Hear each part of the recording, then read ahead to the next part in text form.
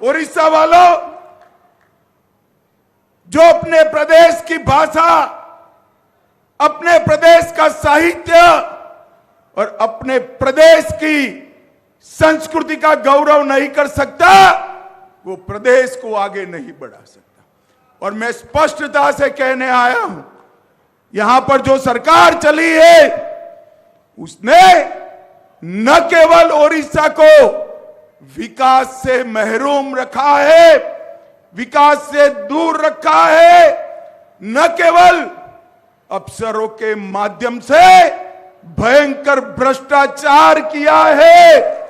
मेरे ओडिया भाइयों बहनों, ओडिया भाषा और साहित्य के गौरव से भी दूर रखने का काम यहां की सरकार ने किया 20 साल में, और विशेषकर 10 साल में मोदी जी के प्रधानमंत्री बनने के बाद देश कहां से कहां पहुंच गया। हर राज्य के अंदर नरेंद्र मोदी जी के नेतृत्व में जहां पर भी डबल इंजन सरकार थी, वहां विकास की गंगा ऐसी तेज बही कि वो प्रदेश देश में आगे निकल गया।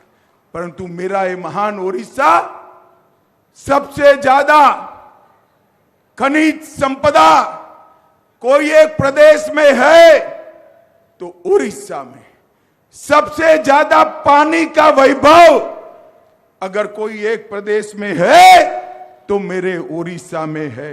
मगर फिर भी उड़ीसा के अंदर समृद्धि नहीं आई। लाखों करोड़ों उड़ीसा वासी मजदूरी करने के लिए मुंबई, गुजरात, दिल्ली, बेंगलुरु, पंजाब तक जा रहे हैं। मैं आपको विश्वास दिलाता हूं, यहां नवीन बाबू की सरकार को उखाड़कर भारतीय जनता पार्टी की सरकार बनाई है।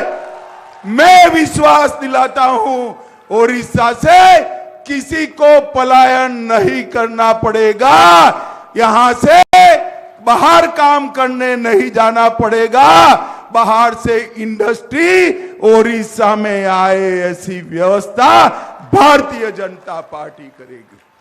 भाई और बहनों, मोदी जी ने, बैठ जाओ भैया टाइम कम है। भाई और बहनों, ये 10 साल में मोदी जी ने सालों से लटके हुए सवालों को समाप्त किया। ओडिया वासियों, मुझे बताओ, अयोध्या में राम मंदिर बनना चाहिए था या नहीं बनना चाहिए था? अरे जोर से बोलो, बनना चाहिए था या नहीं बनना चाहिए था?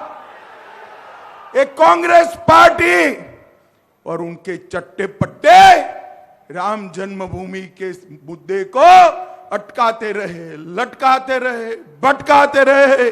आपने मोदी जी को दूसरी बार प्रधानमंत्री बनाया। मोदी जी ने 5 ही साल में केस भी जीता, भूमि पूजन भी किया और 22 जनवरी को मोदी जी ने प्राण प्रतिष्ठा कर कर जय श्री राम कर। ओडिया वासियों, मुझे बताओ, प्रभु श्री राम भव्य मंदिर में विराजते हैं, आप खुश हो या नहीं हो? जोर से बोलो, खुश है या नहीं है? यहां की सरकार, सत्ताधारी पार्टी ने राम मंदिर को, इसके उत्सव को डाइवर्ट करने का प्रयास किया, मगर मेरे ओडिया वासियों ने प्रयास को विफल। ओडिया वासियों, मुझे बताओ, ये कश्मीर जो है हमारा है या नहीं है? अरे जोर से बोलो, है या नहीं है? ये खड़गे जी कहते हैं राजस्थान और उड़ीसा वालों को कश्मीर से क्या लेन देन है? अरे खड़गे बाबू, आपको मालूम नहीं है, उड़ीसा का मेरा एक एक युवा कश्मीर के लिए अपनी जान देने के लिए तैयार है, जान देने। ये धारा 370 जो कश्मीर को बाकी के भारत से अलग रखती थी, साल तक एक कांग्रेस पार्टी ने धारा 370 को एक अनौरस बच्चे की तरह अपनी गोदी में खिलाया। मोदी जी ने 5 अगस्त 2019 को धारा 370 को समाप्त कर कर हमेशा के लिए कश्मीर को हमारा कर दिया। भाई और बहनों, मोदी जी ने इस देश में से आतंकवाद और नक्सलवाद को समाप्त करने का कहा। 10 साल तक सोनिया मनमोहन सरकार थी। आए दिन पाकिस्तान से आलिया मालिया जमालिया आते थे और बम धमाके कर कर चले जाते थे। नरेंद्र मोदी सरकार बनी। अरे बैठ जाओ भैया, कैमरा वाले हैं, बैठ जाओ बैठ जाओ बैठ जाओ। नरेंद्र मोदी सरकार बनी और वहां उरी और पुलवामा में हमला किया।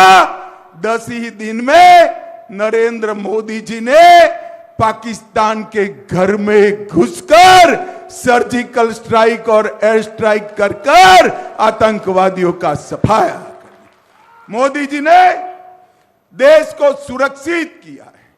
मोदी जी ने करोड़ों गरीबों का कल्याण करने का काम किया। ओडिया वासियों, मैं आज बताने आया हूं, देश में 80 करोड़ गरीबों को प्रति व्यक्ति प्रति माह 5 किलो चावल नरेंद्र मोदी भेज रहे हैं। यहां नवीन बाबू की सरकार के ऊपर थैला लगाकर कहती है चावल हम भेज रहे हैं। ये झूठ है। जो चावल मिल रहा है वो नरेंद्र मोदी सरकार भेज रही है। भाइयों बहनों, नरेंद्र मोदी 12 करोड़ गरीबों के घर में शौचालय बनाया, 4 करोड़ घर बनाए, 10 करोड़ माताओं को गैस का सिलेंडर दिया और 14 करोड़ लोगों को नल से जल देने का काम नरेंद्र मोदी सरकार ने किया। यहां पर भी 10,000 करोड़ रुपया भेजा, मगर 5,000 करोड़ भी ये फिसड्डी सरकार खर्च नहीं कर पाई। पैसा चाऊ। मगर चिंता मत करिए,